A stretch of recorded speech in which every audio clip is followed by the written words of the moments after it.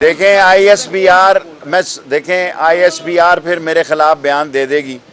मैं जनरल साहब का एहतराम करता हूँ, मैं उर्दू मीडियम का हूँ, मैं कोई बर्कले हार्वर्ड एसेक्स या सैसेक्स से नहीं पढ़ा, लेकिन मैं मुंतज़िर हूँ ये बताया जाए कि कॉन्स्पिरेसी में और मदाखलत में क्या फ़र्क है। कॉन्स्पिरेसी ज़्यादा ख़तरनाक है या मदाखलत ज़्यादा ख़तरनाक है? मैं उर्दू मीडियम वाला हूँ, मुझे इसका फ़र्क नहीं नज़र आता। ये ऑक्सफोर्ड वाले बताएं क्या फ़र्क। देखें ये रियासत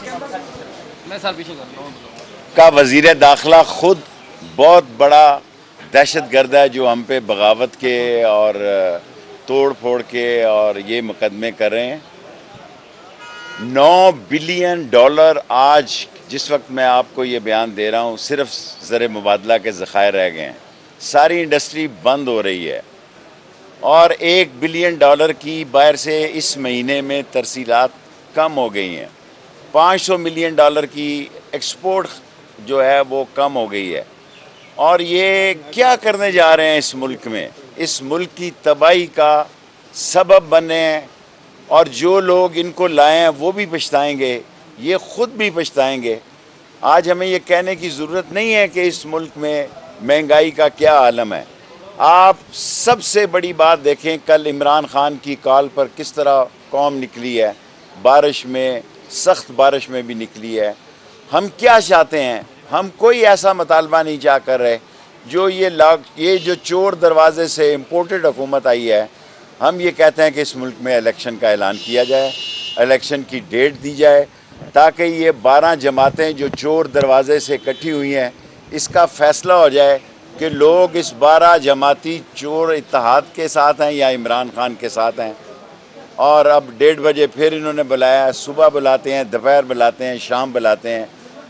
और 7 केसेस में ज़मानतें कन्फर्म हुई हैं। यहाँ जितने परवेज़ खटक साहब खड़े हैं, मोहम्मद अली साहब खड़े हैं, मुराद सईद, और ख़ास तौर पर मैं लीगल टीम का जो है इंतज़ार साहब का और नईम साहब का और भुट्टा साहब का, सब लोगों का शुक्रिया अदा करता हूँ। अब हमें फिर कहा गया है कि हम 1:30 बजे पेश हों। मैं अब आपको बताता हूँ कि जो स्पेसिफिक सेक्शंस जो अमेंड किए गए हैं उनसे कौन कौन से स्पेसिफिक केसेस जो हैं उनके ऊपर फ़र्क पड़ेगा। सेक्शन 21G यानी जो बैरून मुल्क से एविडेंस आई है उसके ऊपर आप अब उसको कंसिडर नहीं कर सकते। इसके नतीजे में मरियम नवाज शरीफ का जो केस है एवन फील्ड का वो ख़त्म हो रहा है।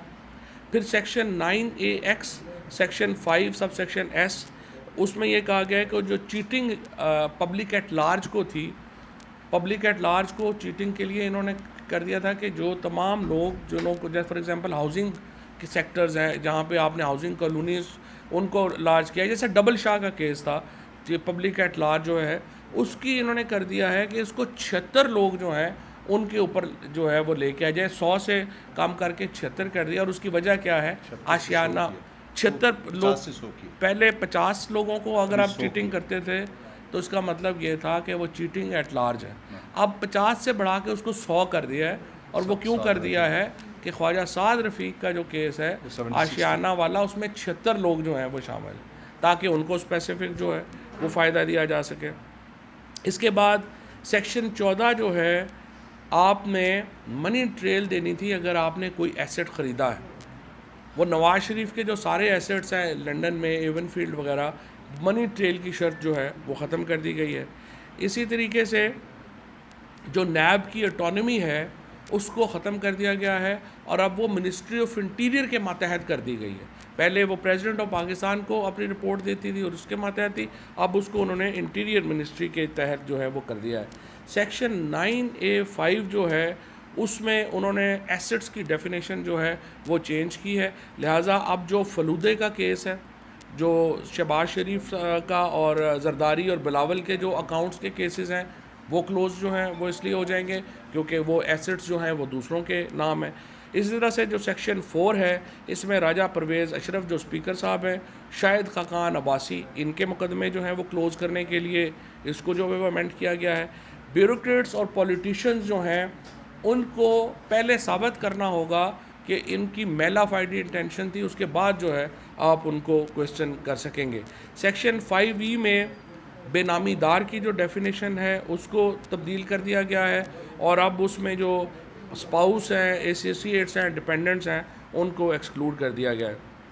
सेक्शन 5U जो है उसमें जो सिविलियंस हैं जो कि सरकार के मुलाजम नहीं हैं लेकिन वो कनाइमस में थे, उनको हटा दिया गया है। लिहाजा जो सिविलियंस जो शामिल थे सरकार के साथ कनाइमस करके रिश्वत लेने में, अब उनके केसेस जो हैं वो भी ख़त्म कर दिए गए हैं।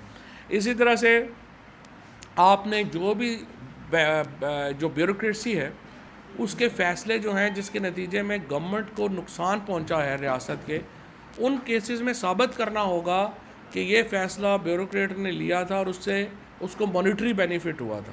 पहले ये था कि अगर गलत फ़ैसला किया है तो आप वो केसेस जो है वो एक्सप्लेन करता था, अब उन्होंने वो ब्यूरोक्रेट्स को भी ये फ़ायदा दे दिया है।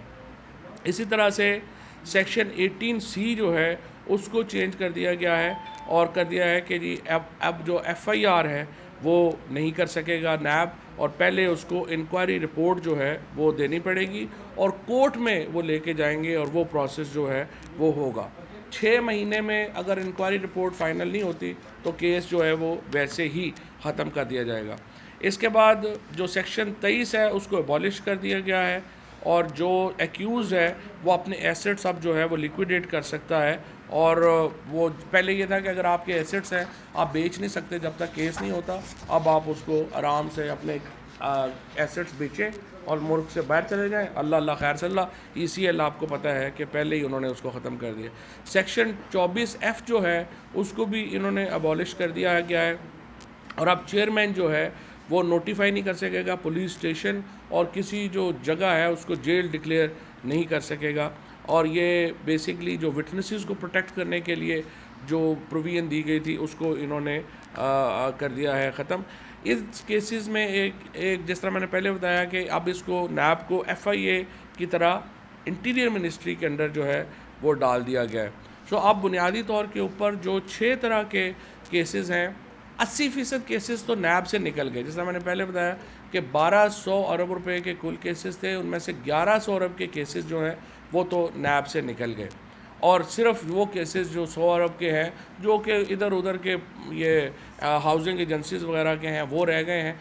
ये इफ़ेक्टिवली NRO2 है जिसको आज जो है ये इम्प्लीमेंट किया है। सदर ममलिकत ने इसको साइन करने से इनकार कर दिया, उन्होंने कहा कि मैं इसको साइन नहीं करूँगा, उन्होंने वापस भेजा, लेकिन एक सिर्फ मेजॉरिटी से इन्होंने उसको जो है वो चेंज किया। तो पाकिस्तान में इस वक्त एक जो है वो एक अजीबोगरीब किस्म का एक मामला चल रहा है जिसमें मुद्दई भी वो खुद है, मुनसफ भी वो खुद है और उन्होंने अपने केसेस में ही खुद को ये फ़ैसला दे दिया है कि ये सारा काम हम इसको जो है वो लेके करेंगे, जिसके नतीजे में पाकिस्तान में अफेक्टिवली आपने अकाउंटेबिलिटी जो है वो ख़त्म कर दी है, आपने NRO2 जो है वो ख़ुद को दे दिया है और पाकिस्तान के अंदर अब खुली आज़ादी है, आप जो करना चाहें वो करें।